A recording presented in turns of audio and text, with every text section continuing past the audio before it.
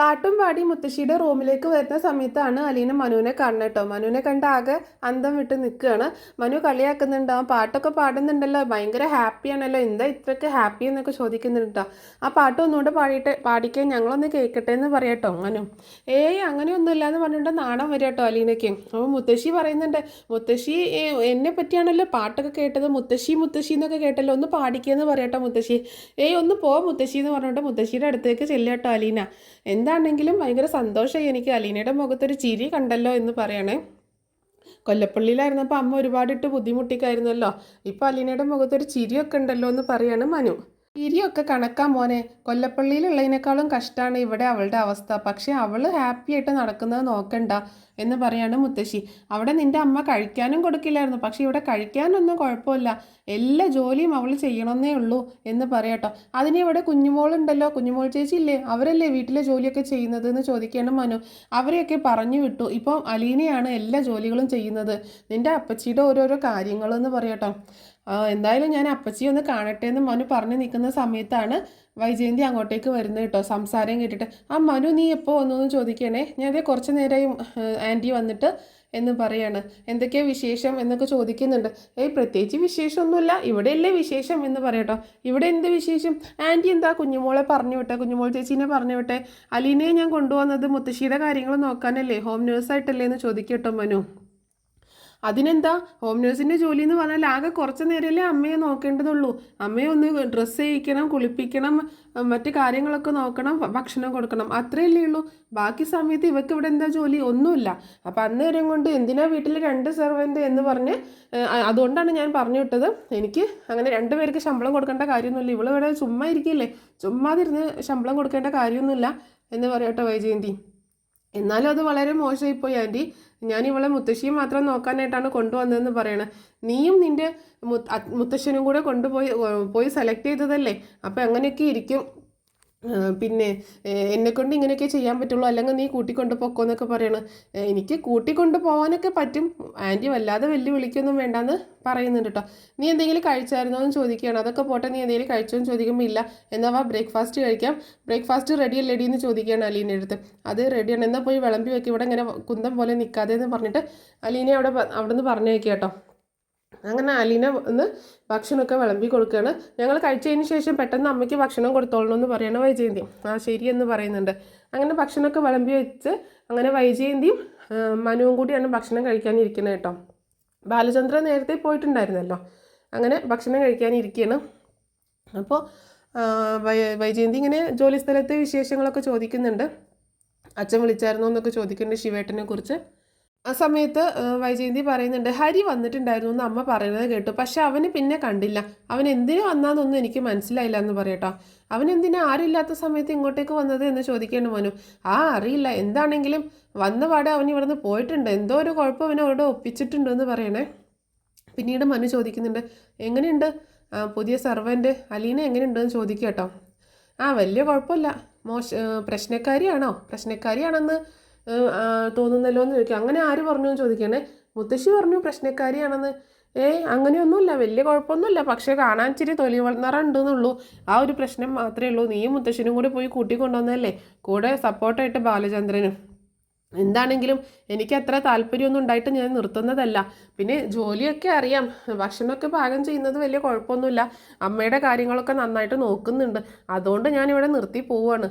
പ്രശ്നക്കാരിയാണോ അല്ലേന്നൊന്നും നമുക്കറിയത്തില്ലല്ലോ, അനാഥയായിട്ട് ജനിച്ചതല്ലേ, ആരുടെയാണ് എങ്ങനെയാണെന്നൊന്നും നമുക്കറിയത്തില്ല, അതുകൊണ്ട് എന്താണ് സ്വഭാവം എന്നൊന്നും അറിയാൻ പറ്റത്തില്ല. ഇപ്പം ഈ പൂച്ചയെ പോലെ പാവമായിട്ട് നിൽക്കുന്നതൊന്നും നോക്കണ്ട, എന്തൊക്കെയാണ് ഇനി ഇവിടെ കാണിച്ചു കൂട്ടാൻ പോകുന്നതെന്ന് ഒന്നും അറിയത്തില്ല. എന്താണെങ്കിലും നെഞ്ചിലൊരു തീ തന്നെയാണ്, ഇത്രയും കാണാൻ കൊള്ളാവുന്ന കുറച്ച് തൊലി നിറമൊക്കെ ഉള്ളൊരു പെണ്ണിനെ വീട്ടിൽ ജോലിക്ക് നിർത്തുക എന്ന് പറഞ്ഞിട്ടുണ്ടെങ്കിൽ, അതും ചെറിയ പ്രായം, അതൊക്കെ വലിയൊരു തലവേദന തന്നെയാണ്. നിൻ്റെ പണിയല്ലേ ഇതൊക്കെ എന്ന് പറയാട്ടോ. അല്ല, വലിയ പ്രശ്നമുണ്ടെങ്കിൽ നമുക്ക് ഇവിടുന്ന് പറഞ്ഞയക്കാം എന്നൊക്കെ പറയണം. നോക്കട്ടെ എന്ന് പറയണം. പിന്നെ വേറൊരു കാര്യമുള്ളത്, ഇപ്പോൾ ഈ ചെറിയ പെണ്ണായതുകൊണ്ട് ഇന്നാളൊരു ദിവസം ഒരു ആൾ വന്നിട്ട് എന്നോട് ചോദിക്കുകയാണ് അലീനയെ കണ്ടിട്ട്, ഇത് നിൻ്റെ മോളാണോ എന്ന്, വൈജയന്തിയുടെ മോളാണോ ഇതെന്ന്, കാണാൻ ഒരുപോലെ ഉണ്ടെന്ന്, എങ്ങനെയുണ്ട്, അവരോടൊക്കെ ഞാൻ എന്താ പറയുക, എന്ന് പറയാട്ടോ. ഇത് കേട്ടോണ്ടാണ് അലീന കിച്ചണിൽ നിന്ന് ഇങ്ങോട്ടേക്ക് വരുന്നത് കേട്ടോ. അത് കേട്ടിട്ട് അലീനയ്ക്ക് ഭയങ്കര സന്തോഷമാവും കേട്ടോ. അമ്മയുടെ മോള് തന്നെയാണ് അമ്മേ, ഞാൻ അമ്മയ്ക്ക് അറിയില്ല എന്നേ ഉള്ളൂ എന്നിങ്ങനെ പറയാട്ടോ. ശരിയാണ് എന്നെ അപ്പം മനു പറയുന്നുണ്ട്, ശരിയാണ് അലീനയെ കാണുമ്പോൾ ആൻറ്റിയുടെ അതേ ഒരു ചായയൊക്കെ ഉണ്ട്, ആൻറ്റിയുടെ ഏതൊക്കെയോ ഒരു ചായ അലീനയ്ക്ക് ഉണ്ട്. അപ്പോൾ ഒരു ഫേസ് കട്ട് ഉണ്ടെന്ന് പറയട്ടെ. നീ പോട്ടെ ചെറുക്ക അവിടെ നിന്ന്, എൻ്റെ ഫേസ് കട്ടോ, അവളെ എന്നോട് താരതമ്യം ചെയ്യണോ നീ, വെറുതെ ഇല്ലാത്തത് പറഞ്ഞുണ്ടാക്കല്ലേ എന്നൊക്കെ പറയാട്ടോ. പക്ഷെ വൈജന്തിയുടെ മനസ്സിൽ എന്തോ ഒരു കൊളുത്തിവലി ഉണ്ട് കേട്ടോ. എന്താണെങ്കിലും പാസ്റ്റിലൊരു ഡെലിവറി കഴിഞ്ഞതാണല്ലോ വൈജയന്തിക്ക്, അതൊന്നും ഇപ്പോൾ ഓർക്കാതെ നീ സംസാരിക്കുന്നത്. അപ്പോൾ ഇങ്ങനെ മുറ്റത്തോട്ട് ഇറങ്ങി നിൽക്കുന്നത് എനിക്ക് അത്ര ഇഷ്ടമൊന്നുമല്ല. നമ്മളൊക്കെ സംസാരിച്ചുകൊണ്ട് നിൽക്കുന്ന സമയത്ത് വരുന്നത് എനിക്കിഷ്ടമല്ല. ആരെങ്കിലുമൊക്കെ വന്നാൽ അവൾ വേഗം ഇങ്ങോട്ടേക്ക് വരും. അപ്പോൾ ആരാണെങ്കിലും ചോദിച്ചു പോകുന്നത് വൈജയന്തിയുടെ മോളാണോ എന്ന്, ആ പ്രായമല്ലേ ഉള്ളൂ എന്നൊക്കെ പറയണം. എന്താണെങ്കിലും എന്തോ ഒരു ചായയൊക്കെ ആൻറ്റിയുടേത് അലീനയ്ക്ക് ഉണ്ട് എന്ന് പറയാം കേട്ടോ മനു. അങ്ങനെ അത് വൈജയന്തിയുടെ മനസ്സിൽ കൊള്ളുകയും ചെയ്യുന്നുണ്ട് കേട്ടോ. അങ്ങനെ എന്താണെങ്കിലും അപ്പോൾ അലീന അവിടെ ഇങ്ങനെ സ്റ്റക്കായി നിൽക്കാട്ടോ ഇതൊക്കെ കേട്ടിട്ട്. പെട്ടെന്നാണ് മനു അങ്ങോട്ടേക്ക് നോക്കുന്നത്. അപ്പം അലീനയെ കണ്ടിട്ട് ഇങ്ങനെ ചിരിക്കുന്നുണ്ട്. അപ്പോൾ വൈജയന്തിയും അങ്ങോട്ടേക്ക് നോക്കുക. നീ എന്താടി അവിടെ കുന്തം വിഴുങ്ങിയ പോലെ നിൽക്കുന്നത്, ആ ചായ ഇങ്ങോട്ട് കൊണ്ടുവന്നേ, ആരെങ്കിലും വന്നാൽ വായ നോക്കി നിന്നോളും, എന്നിട്ട് അവനവൻ്റെ ജോലി ചെയ്യാൻ വയ്യ അവൾക്ക്, അവളിങ്ങനെ നോക്കി നിന്നോളും, അപ്പുറത്തെങ്ങാനും പൊടിയെന്ന് പറഞ്ഞിട്ട് അവളോട് വഴക്കിട്ടിട്ട് പറഞ്ഞേക്കേട്ടോ. അതുപോലെ ഞാൻ പറഞ്ഞിട്ടുള്ളതാണ്, ഇങ്ങനെ ആണുങ്ങൾ വരുമ്പോൾ മുന്നിലോട്ട് വന്ന് നിൽക്കരുത്, അതുപോലെ കൊഞ്ചാനും കൊഴയാനും സംസാരിക്കാനും നിൽക്കരുത് എന്നൊക്കെ ഞാൻ പറഞ്ഞിട്ടുള്ളതാണ് എന്നൊക്കെ പറഞ്ഞ് അലീനയെ നന്നായിട്ട് വഴക്ക് പറയുന്നുണ്ട്. ഇതൊക്കെ കേട്ടിട്ട് ആൻറ്റി എന്താ ഇങ്ങനെയൊക്കെ പറയുന്നത്, അവൾ അവിടെ നിന്ന് ചായ എടുത്തുകൊണ്ട് വരികയായിരുന്നില്ലേ, പിന്നെ എന്തിനാ ഇങ്ങനെ വഴക്ക് പറയണതെന്ന് ചോദിക്കുകയാണ്.